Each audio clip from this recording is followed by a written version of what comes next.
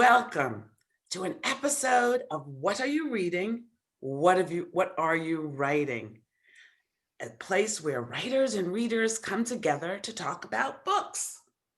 For those of you who don't know me, I'm Karen E. Osborne, author of the novel Getting It Right, and the upcoming July 22nd of this year, Tangled Lies, a murder mystery.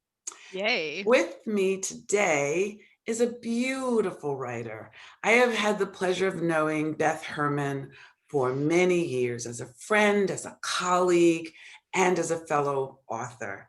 And she writes the most beautiful essays. She's been published many times in Equus magazine, Flying Change magazine, Case Currents, which is a professional magazine in the educational space. Welcome, Beth. Thank you, Karen. I'm so thrilled to be here. Well, I'm excited to talk to you. I really want to talk to you about your writing, but we're going to start with books that you've read. Tell us about a book that you have recently read that you just loved.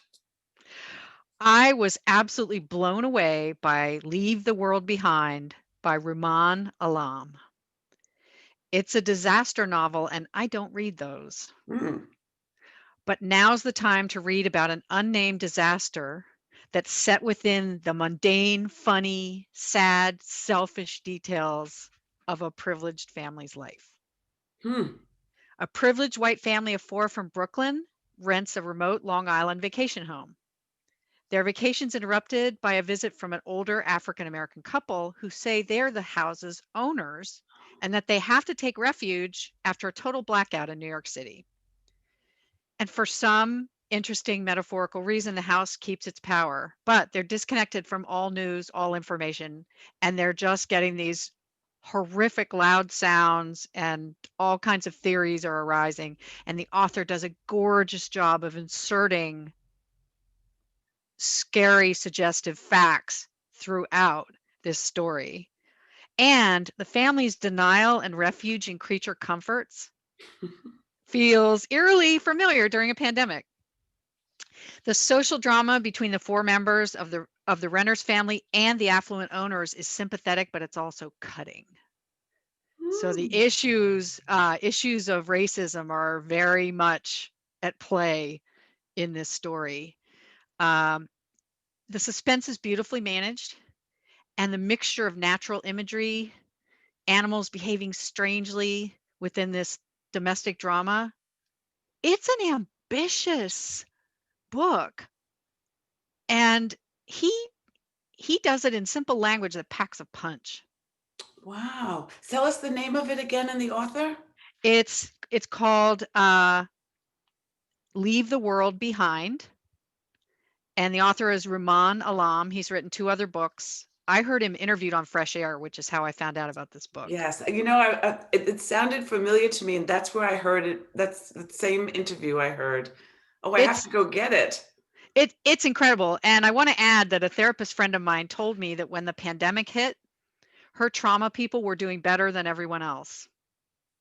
And I said that was because those of us with trauma histories, especially beginning in childhood, already know that the everyday world is deeply dangerous.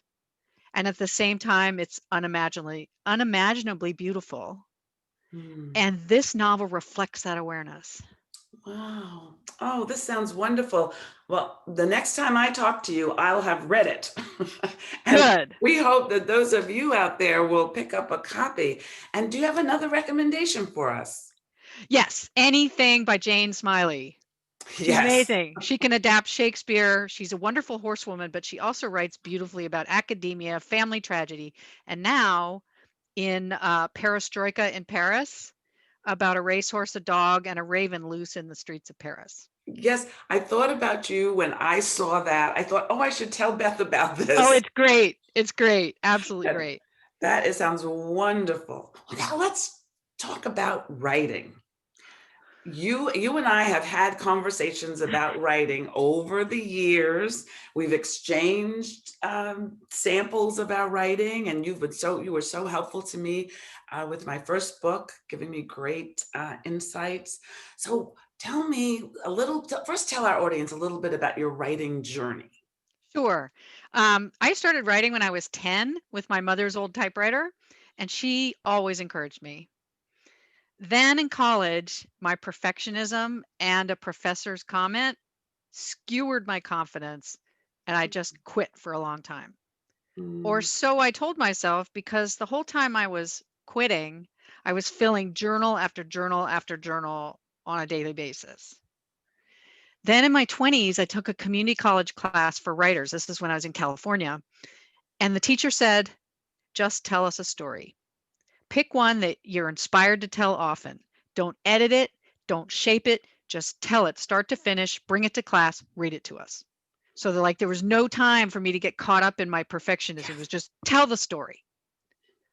So I did that. And it ended up being my first published piece called Healing Hands, which was about my surgeon father treating my childhood pony. mm, Since that time, my wonderful editor at Equus Magazine, Lori Prinz, has improved and published 3 more of my personal essays, all of which seem to include the theme of horses healing humans.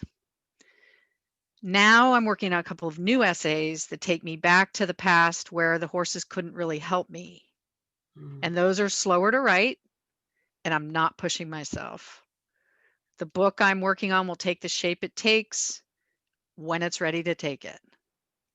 And Yeah. that's been an education to learn how to be gentle with myself on that. Yeah, when we're writing about childhood trauma, something both of us experienced and both of us have written about, uh, it's hard. It's beautiful, like you said. It's therapeutic. It helps you give it some meaning and shape. So I'm so looking forward to um, to reading this and seeing. So it's a series of. What I'm working on is the plan I have in mind, the outline I have in mind is for 10 to 12 personal essays grouped Mhm. together in a book. Some are short, some are longer. 6 have been written, 4 have been published, and just this morning I spoke with my editor about next steps.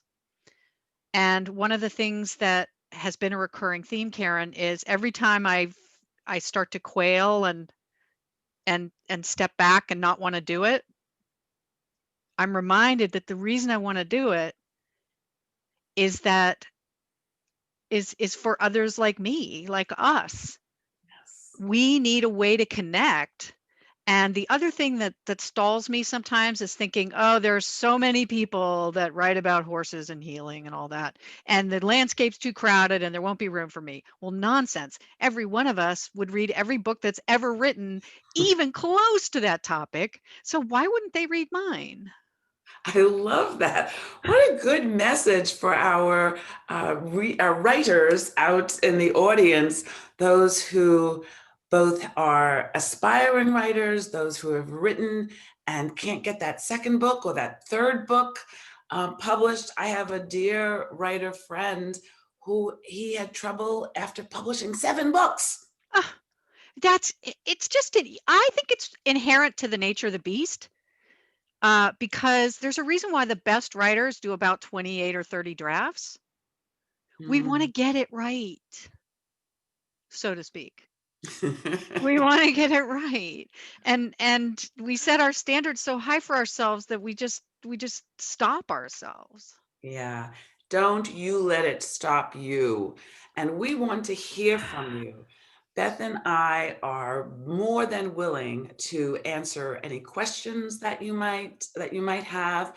You can send them to me at kareneosborne.com. If you go on my website, you can send it and I will make sure that Beth hears it. Or you could send it to Beth. How could people be in touch with you, Beth?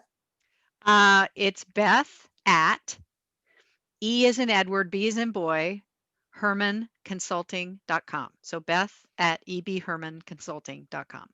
And either one, whichever one of us you are in touch with, will be in touch with each other, Yes. and we will get back to you.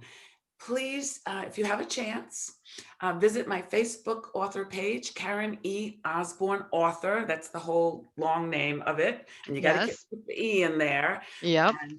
and put a like on that. Please subscribe to my YouTube channel, and I hope you'll come back for the next episode of What Are You Reading? What Are You Writing? Thanks so much for joining us. And thanks again, Beth. It was a joy. Thank you, Karen.